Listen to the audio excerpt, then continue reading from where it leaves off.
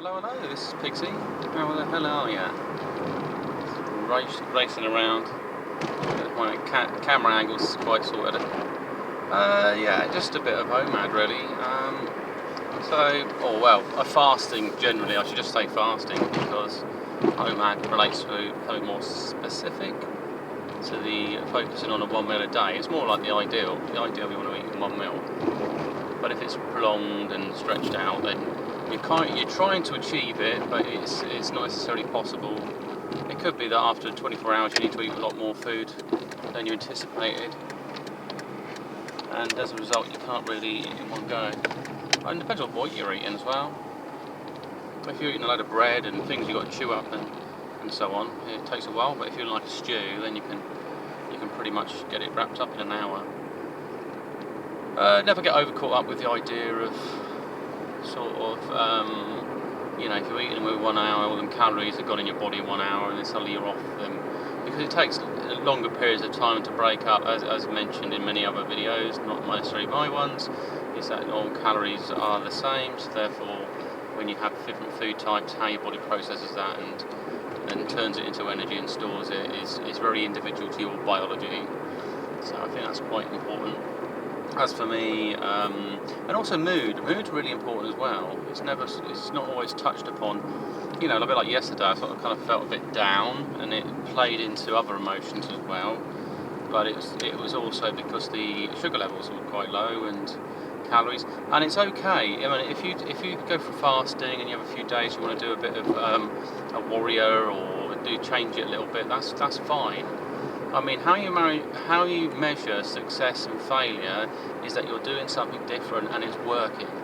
So as long as you're not going back to your old model, and you're doing, there's no point. So somebody might, it's not like a diet, like you do it for a month. I mean, you could do, you do it for a month because you're going to get married or something. You want to lose a load of weight, and then you're going to just go back to the way you normally are. That's fine, but it also suggests addiction. Yo-yo, I was going to say about yo-yoing.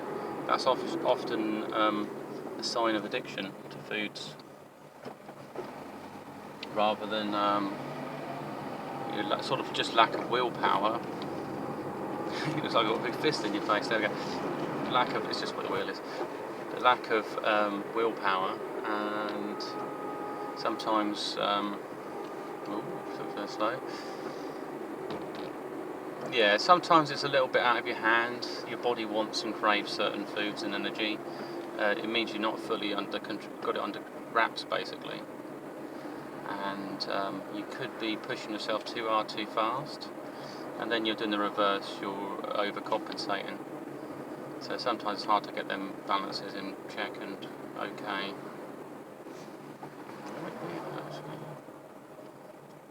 What's going on around here? Come on, let's go whiz round the back. What are you doing?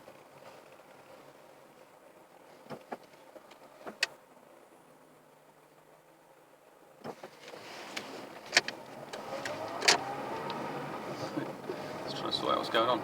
So the emotional element's quite important. It's a bit like today. I went and had some cup of tea. I had some sweet treats, some pastries. And just because I felt like it emotionally, I wanted to eat them, so I did. It's not a big issue there. And my next meal will be later in the day, so I've had it about 9 o'clock. I was eating that.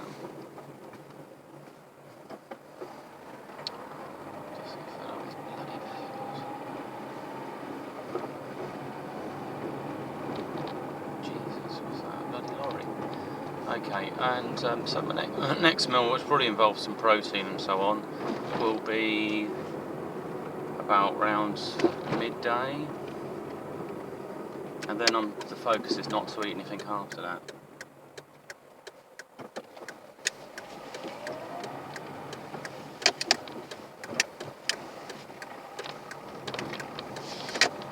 I take all these back routes to go somewhere.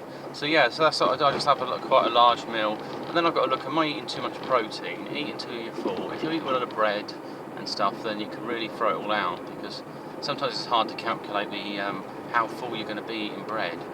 But if you ate something that's more solid, like some eggs and we've got a salad later on today, sausages, some eggs, and that should be enough, to be honest. But I'll probably eat some sort of like maybe 4 sausages, 5 sausages. I might have 6 eggs. I don't know yet. I've got to split it up and think what works best. And that tends to keep the weight under control and get me still on target. And then just the emotional side's really important. I mean, some people are eating to sort of deal with their emotions. Some people can't deal with them. And so they don't really get the results they're looking for. That's better. That's better. There's a big traffic jam at the top early. I think it's because the lights have been changed.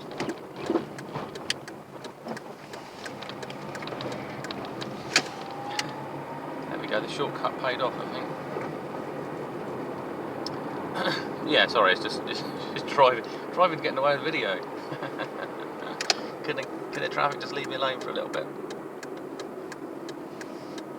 And the other thing, like today, I'm wearing this jacket. I had it for over 10 years. This is a corduroy jacket. It fits me better than when I originally bought it, I think.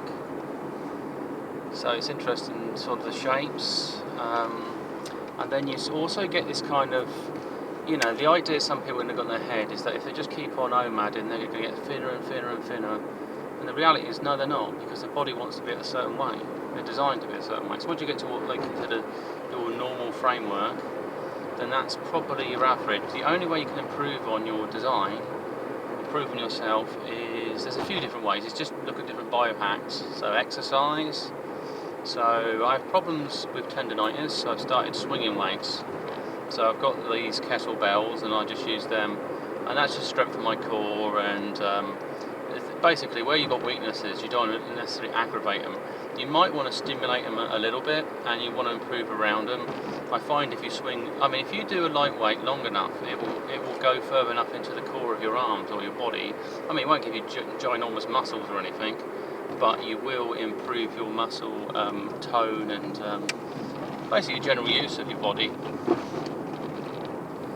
It's like if you played sports often, you would have a certain physique there, or a certain, you wouldn't necessarily, because you've targeted certain muscle types.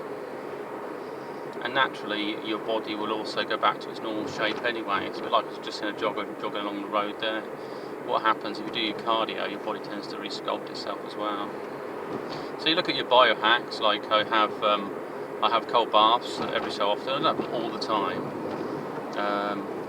I also find that as my hair's growing, it becomes curly with cold water. Hot water tends to iron it out, and that also works on growing beards as well. So if you have a hot bath and you brush your beard and you brush your hair, then that straightens it out. Otherwise it can give it curlies and knotted sometimes. It knots in your beard, it's going to be okay. Other biohacks I've done, so I haven't washed my hair with shampoo for 9 months. I just wash it in water, warm water, and sometimes if I'm a bit greasy or other sort of things, I need a good clean. I don't use soap either, and I've been just washing with basically water. What I do is I put a bit of bicarbonate soda in. I've got this box for cleaning, and you can use it for anything. It's just bicarbonate soda in it. So I use it to brush my teeth. I don't use toothpaste anymore.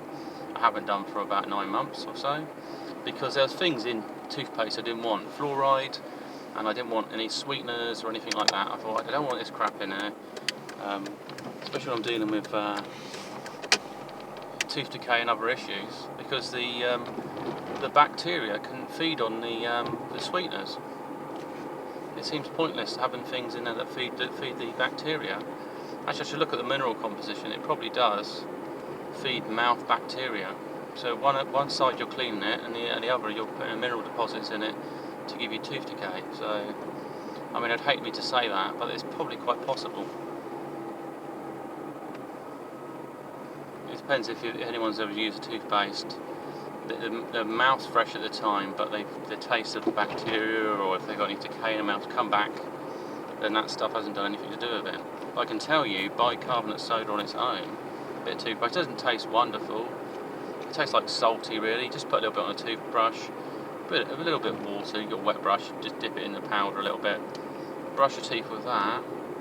You won't have any. Your tooth issues will certainly clear up pretty quick because it kills the decay outright.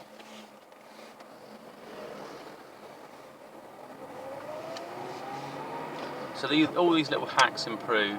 So I guess really what I want to do with this kettlebells, I'm going to take it up a notch. So I practiced and I work around certain body weaknesses. Light weights are better. I've got no reason to increase the weight.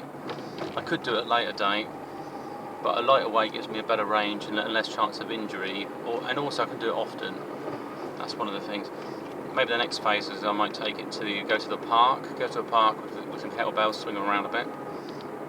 Probably the police call me, it's got something mad. But it's actually martial art training. It's like ball and chain and stuff. It's a different use. You'll probably get that kind of stuff in Hungary. Some harder styles, maybe like karate.